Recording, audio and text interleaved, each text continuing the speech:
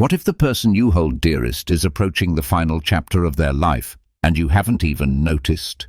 Not because you're inattentive, not because you don't care, but because the signs are quiet, gentle, almost whisper-like.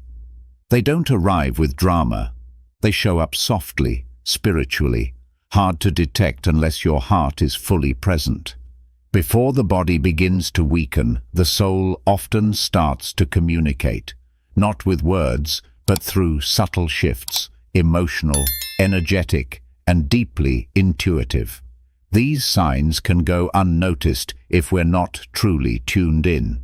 This is not about fear, it's about awakening, about recognizing the sacred space between holding on and gently letting go. It's a call to awareness, to walk with love and deep respect through life's most tender moments. In this video, I'll be sharing 5 quiet signs that may suggest an elderly loved one is living through their final year. This isn't meant to alarm you, but to gently guide you into awareness and presence, to remind you that your time, your attention, and your love, offered fully and without distraction, are the most valuable gifts you can give. 1. A deep withdrawal from the world. This first sign doesn't announce itself. It comes quietly, like the soft closing of a curtain after a long performance. You might notice your loved one pulling away, not out of sadness or resentment, but from something deeper, instinctual. They may talk less, stop returning calls, or seem more content in silence. Moments of stillness stretch longer. They may skip favorite meals or avoid social gatherings. This isn't laziness, it's a kind of preparation. The soul begins to detach before the body does. It's not depression, it's a sacred shift inward, away from the noise of the world. Rather than react with worry, meet this withdrawal with quiet presence. Sit with them. Don't try to cheer them up or get them moving. Just be there. Let the silence speak. Sometimes, in that stillness, more love is exchanged than in 1,000 conversations. 2. The body begins to release. The second sign doesn't come through language. It's told by the body itself. You may notice physical changes, weight loss, diminished appetite, disrupted sleep. The body grows frail, like a leaf loosening its hold on the branch. But these changes aren't just biological, they're symbolic. The body is letting go of its worldly needs. Food loses its flavor. Water may no longer be asked for. Movement slows, each step more intentional, as if guided by something unseen. Digestion fades. Chronic conditions may worsen or, strangely, ease. This is the body preparing for something sacred, a passage from physical form to something beyond. Don't meet this process with fear. Meet it with gentleness, support, but don't overwhelm. Offer care, but let the body do what it knows how to do. Release. If you see these changes, do not meet them with fear. Meet them with reverence. Help, but do not smother. Be close, but do not cage them. Allow the body to do what it instinctively knows how to do. Release. The greatest act of love in such times is often non-interference combined with gentle care. 3. Sudden bursts of clarity or energy. This is perhaps the most misunderstood sign. The unexpected surge. Many nearing their final year experience what appears to be a mysterious return of energy. They may laugh more, talk more, or suddenly remember old stories with perfect clarity. Some even plan future events or ask to visit old places they once loved.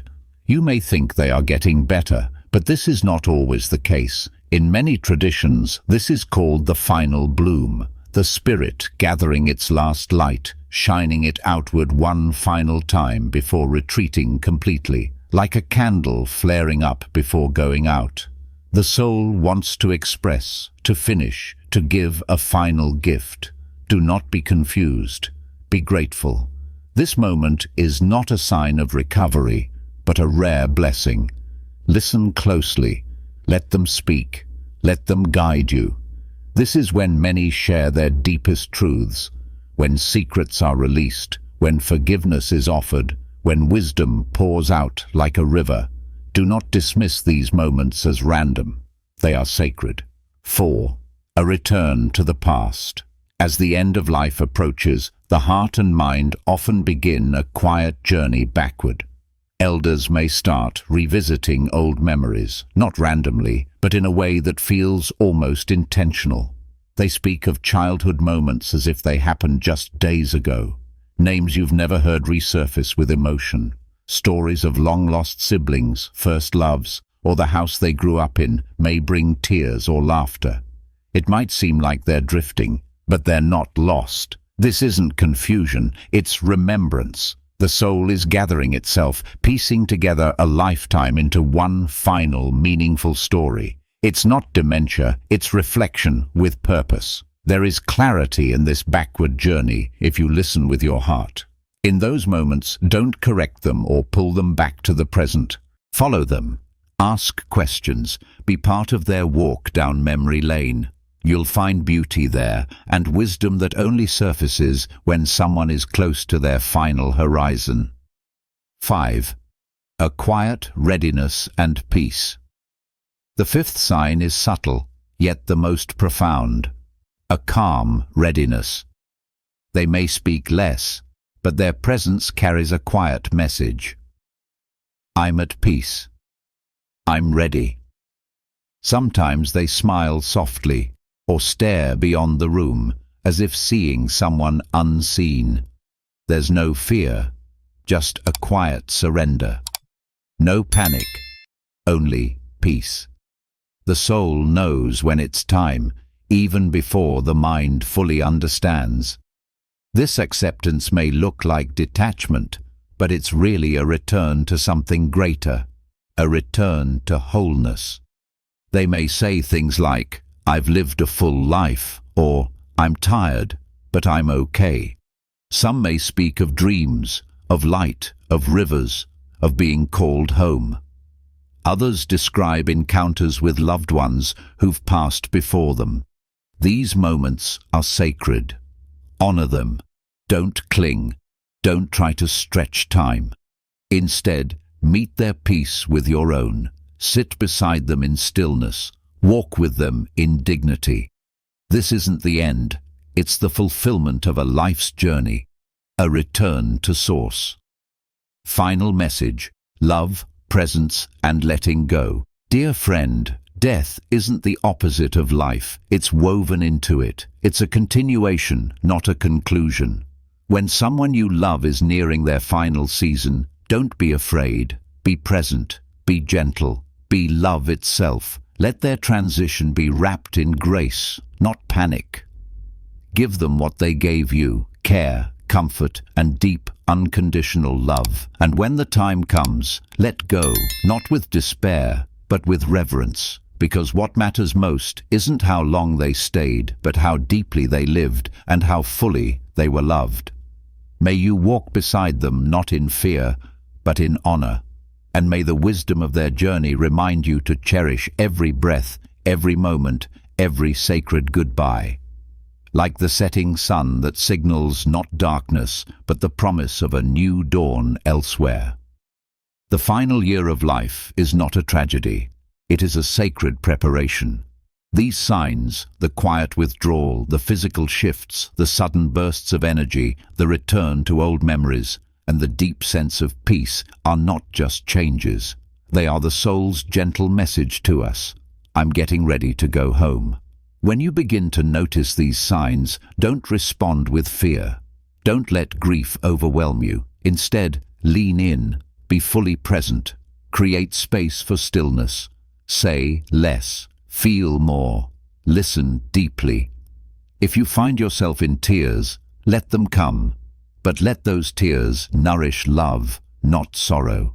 This is your opportunity to give back the most meaningful gift they ever gave you, the gift of their presence, their wisdom, their love, their life. Let your presence be a soft place for them to rest. Let your love surround them like a blanket. And when the time arrives, release them, not with desperation, but with dignity. Because just like every breath must rise and fall, every life begins. And one day, it gently lets go. And in that final breath, remember this. It's not how long they lived that will matter most, but how fully they loved, and how deeply they were loved in return. So walk this path with open eyes and an open heart. Honor your elders not with fear, but with reverence. Let the fleeting nature of life teach you what truly lasts. I'm Shihingi, and I leave you with this. Life is fragile, but it is also sacred. Every moment counts. Hold it close, and when it's time to say goodbye, do so with love.